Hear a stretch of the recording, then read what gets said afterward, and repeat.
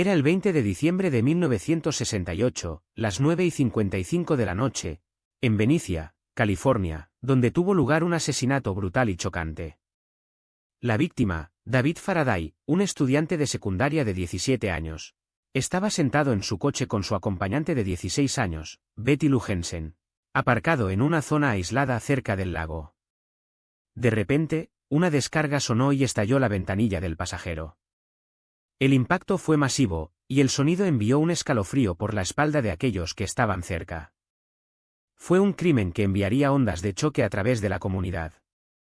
La escena era una de absoluta confusión, ya que Faraday se desplomó sobre el volante, su vida fluyendo fuera de su cuerpo.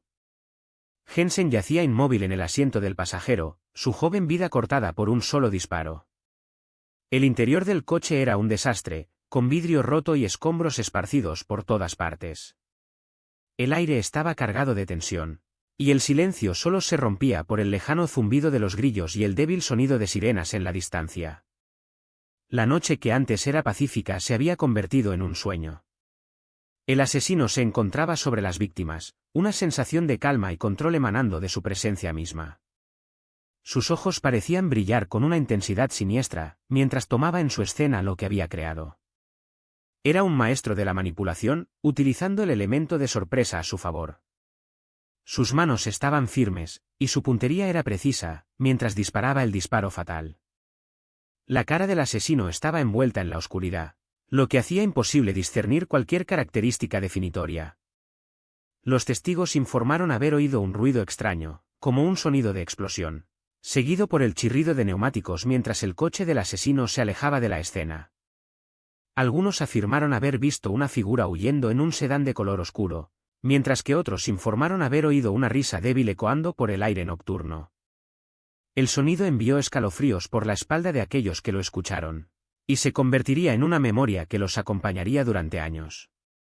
Antes de seguir adelante, haz clic en suscribir y la campana. Publicamos nuevos casos todos los días. Déjame llevarte de regreso al comienzo de esta historia.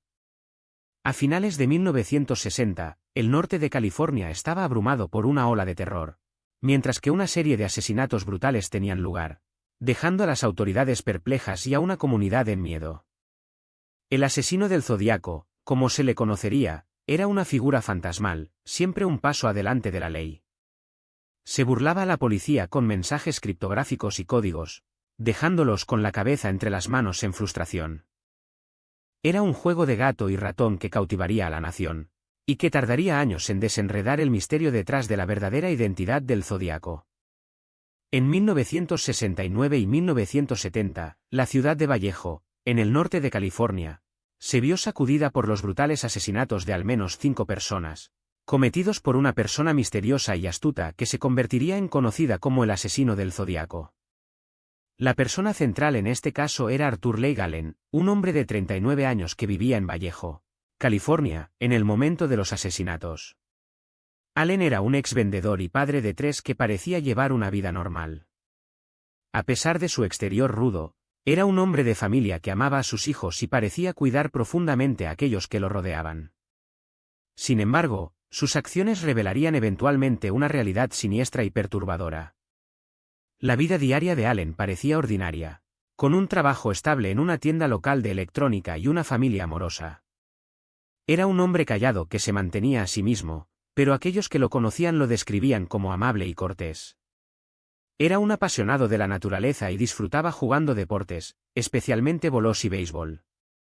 Sus amigos y conocidos lo veían como un individuo trabajador y confiable que estaba comprometido con su familia. Sin embargo, debajo de esta fachada, Allen albergaba un secreto oscuro que eventualmente llevaría a consecuencias devastadoras. A pesar de su apariencia ruda, Allen tenía un cierto encanto que lo hacía agradable y relatable para aquellos que lo rodeaban. Era un poco un solitario, pero tenía unos pocos amigos cercanos que confiaban en él implícitamente. Su sentido del humor y su ironía seca a menudo pillaban a la gente por sorpresa, haciéndola sentir más a gusto en su presencia. Como resultado, fue capaz de construir una red de conocidos y amistades que eventualmente llevarían a los investigadores en una cacería de fantasmas. Sin embargo, como resultó, La fachada encantadora de Allen era solo una fachada para ocultar su verdadera naturaleza. Las relaciones de Allen con aquellos que lo rodeaban eran complejas y multifacéticas. Estaba casado con una mujer llamada Betty, quien lo adoraba y no tenía razón para sospechar que su esposo fuera capaz de tales crímenes atroces. También tenía una amistad cercana con un hombre llamado Robert Dragen, quien eventualmente se convertiría en un testigo clave en la investigación del asesino del Zodíaco. El testimonio de Dragen jugaría un papel crucial en vincular a Allen a los crímenes, pero solo después de una larga y ardua investigación. A pesar de su naturaleza confiada, las relaciones de Allen estaban eventualmente construidas sobre la mentira y la manipulación, lo que llevó a los investigadores a preguntarse qué lo impulsó a cometer tales atrocidades. La noche del 20 de diciembre de 1968 era fría y oscura en Vallejo, California. Un espeso neblina se deslizó desde el Golfo de San Francisco, envolviendo la ciudad en una niebla sombría. Era una noche de invierno fría, con una temperatura mínima de 47 grados Fahrenheit. Las calles estaban en silencio, excepto por el ocasional paso de un coche. El mundo estaba en paz, pero pronto se rompería la tranquilidad con un acto de violencia. Los eventos que llevaron a esta noche fueron una serie de ocurrimientos aparentemente sin relación. David Faraday, de 17 años, y Betty Lou Jensen, de 16 años, habían estado saliendo durante unos meses. Decidieron ir en un paseo nocturno a un lugar solitario para enamorados cerca del río Napa. Salieron de la casa de David alrededor de las 9 de la noche y se dirigieron al lugar aislado. El área era familiar para la pareja, y a menudo se detenían allí para observar las estrellas. A medida que pasaba la noche, la pareja comenzó a sentir una sensación creciente de inquietud. Notaron un coche que los seguía, y cuando se detuvieron para investigar, un asesino emergió de las sombras. David intentó escapar, pero el asesino le disparó en la espalda. Betty Lou fue herida en la cabeza y el cuello, y David fue herido varias veces.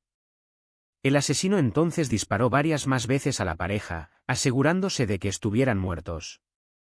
En una exhibición cruel y distorsionada, el asesino procedió a disparar varias más veces en los cuerpos de la pareja. El detalle más impactante de este crimen es el acto de mutilación grotesco que el asesino realizó en los cuerpos de las víctimas. El asesino extrajo una bala del cuerpo de David y se la llevó, dejando atrás un mensaje críptico en el lugar. Este mensaje se convertiría en uno de los signos distintivos del modus operandi del asesino del Zodíaco.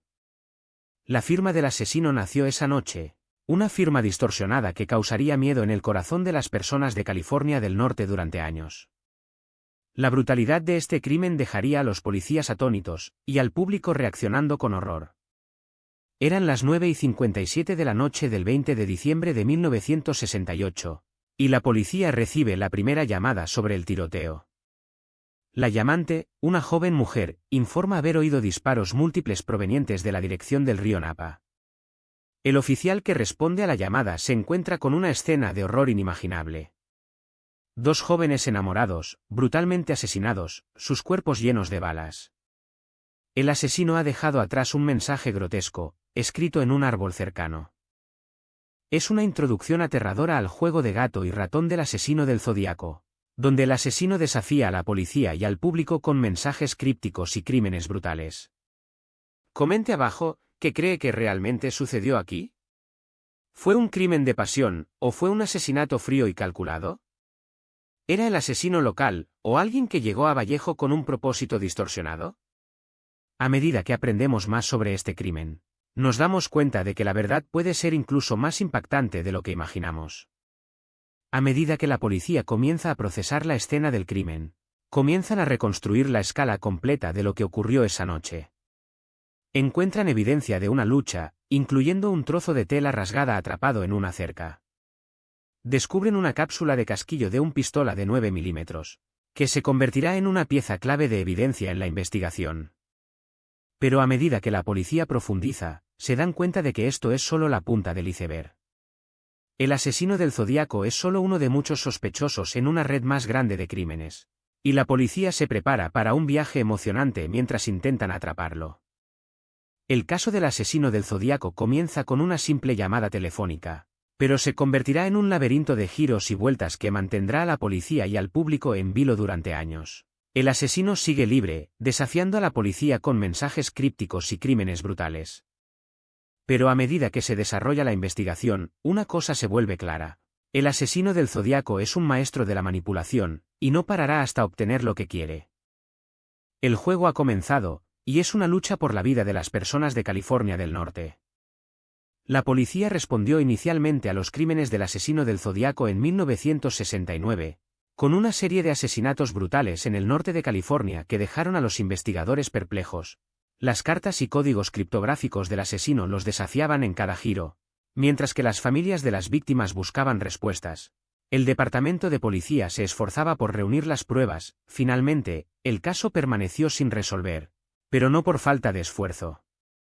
La pieza clave de evidencia que cambió todo fue un criptograma enviado al San Francisco Chronicle en 1969, el código más complejo y elaborado del asesino hasta la fecha. Con el potencial de abrir el caso de par en par, descifrar el código se convirtió en una prioridad. Con expertos de todo el país participando, la solución finalmente se descubrió en 2007, casi 4 décadas después de que el código se envió por primera vez. Pero finalmente llevó a más preguntas que respuestas. ¿Quiénes fueron los principales sospechosos en el caso del asesino del Zodíaco? Había muchos, pero algunos de los más destacados incluyen a Arthur Leigh Allen, un convicto de abuso de menores con una historia de pedofilia, y Richard Gajkowski, un periodista de la zona de la bahía con un pasado turbio. Ambos hombres han sido objeto de una investigación exhaustiva a lo largo de los años, con Allen siendo un sospechoso principal durante décadas, pero finalmente, ninguno estuvo nunca oficialmente conectado a los crímenes.